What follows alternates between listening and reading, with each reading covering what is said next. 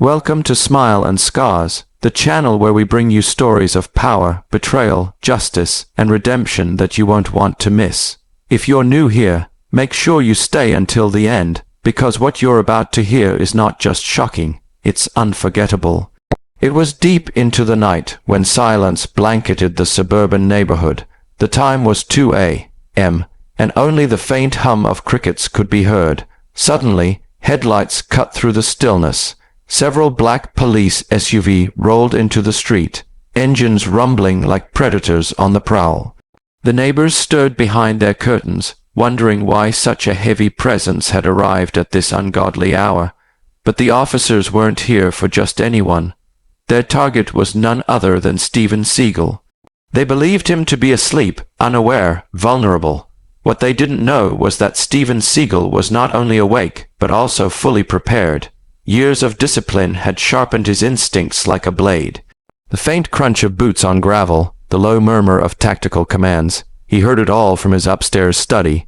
Steven sat calmly in his chair, the glow of a dim lamp reflecting off his sharp features. He closed his book, exhaled slowly, and whispered, "So they've finally come." The cops moved swiftly toward his home. Armed, armored, and arrogant, they thought this was going to be a quick raid. One officer, the supposed leader, sneered as he gave orders. "Remember, this guy thinks he's some kind of martial arts hero. Don't give him a chance to act tough. Break down the door, restrain him fast, and humiliate him in front of his neighbors. Tonight, Steven Seagal learns he's nothing more than an old man." With a powerful kick, the door burst open. Wood splintered, hinges snapped, and the team stormed inside with flashlights and weapons drawn. But the sight that greeted them stopped some of the younger officers in their tracks. Steven was already waiting. He stood at the top of the stairs, his tall frame shadowed by the dim light behind him. He wasn't holding a weapon. He didn't need one. His presence alone was enough to freeze the room. "Gentlemen," his voice boomed like thunder, calm yet commanding, "you've made a mistake." The arrogant leader laughed. "Mistake? No, Seagal. The mistake was yours. Thinking you're untouchable, thinking you're still relevant. Tonight, we end that fantasy." With that, he motioned for two officers to rush upstairs. They charged forward, confident in their numbers and gear, but Steven moved like a storm. In one fluid motion, he deflected the first officer's baton strike, twisted the man's wrist until he screamed, and sent him crashing into the railing. The second officer swung wildly, but Steven sidestepped, delivered a sharp elbow to his chest, and swept his legs out from under him. Both men lay groaning before they realized what had happened. The leader's smile faded. He barked at the rest, "Take him down." 5 officers rushed as one, but they were met with brutal precision. Seagal's movements were fast, deliberate, and efficient. A wrist lock here, a throat strike there, a devastating throw that sent one officer flying into his comrades. The room echoed with grunts, crashes, and the clattering of weapons hitting the floor. The neighbors, by now wide awake, peered from their windows in disbelief. One whispered, "Is he fighting them all alone?" Another shook his head. "Not fighting, he's dismantling them." Steven, breathing steady, stood in the center of the chaos, untouched. Around him, officers writhed on the floor, some clutching their arms, others gasping for breath. The leader, enraged and humiliated, drew his taser. "You think you're some kind of legend," he spat. "I'll show you what happens to old legends." Steven's eyes narrowed, the taser crackled, but before it could make contact, Steven's hand shot out, snatching the weapon from the officer's grip. With a twist, he bent the man's wrist backward until he yelped in agony. Then, with a calm voice that sent chills through the room, Steven said, "You should have respected your badge. Now you'll learn respect another way." He tossed the taser aside and shoved the leader against the wall. The man's arrogance crumbled. For the first time that night, fear filled his eyes, but Steven wasn't finished. He knew this wasn't just about him. It was about sending a message. These men thought they could abuse their power, intimidate the innocent, and walk away without consequence. Not tonight, not in his home, and as Steven tightened his grip, leaning close enough for the officer to feel the weight of every word, he said, "This isn't the end. You came to break me in front of my neighbors. Instead, I'll show you what happens when you cross the wrong man at the wrong time." The leader gasped, struggling to speak, as his fellow officers groaned on the floor. The raid that was supposed to humiliate Steven Seagal had turned into a nightmare none of them would forget. But this was only the beginning. What happened next would shake the entire department, the neighborhood, and even the city itself, because Steven Seagal wasn't going to stop here. The leader of the raid gasped as Steven Seagal pressed him harder against the wall. His arrogance had dissolved into panic, and the only sound he could muster was a broken plea for mercy. Around them, the living room looked like a battlefield, furniture overturned, weapons scattered, and groaning officers trying to drag themselves back onto their feet. Steven released the leader suddenly, letting him collapse onto the floor with a thud. He scanned the room slowly, his piercing eyes moving from one officer to the next. None dared to make a move. The silence was heavy, almost suffocating, broken only by the faint sirens in the distance. Backup was on its way. Steven knew what that meant. This wasn't over. The police wouldn't stop at this humiliation.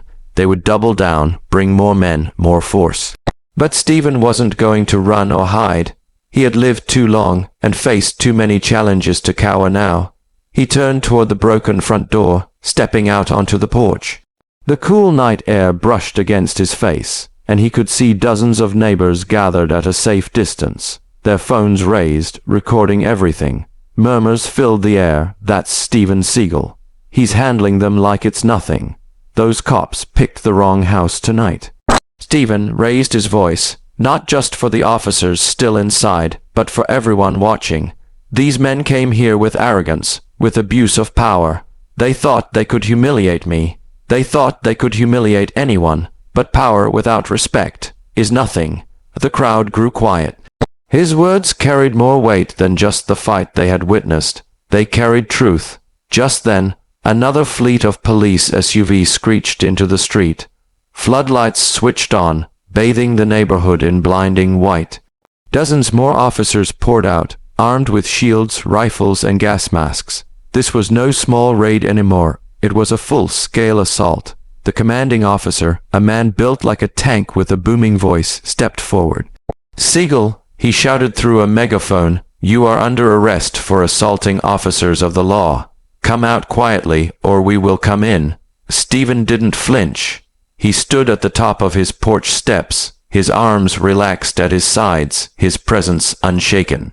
"Assaulting officers," he called back. "They invaded my home, terrorized my family, and tried to break me. I defended myself. That's not assault. That's survival."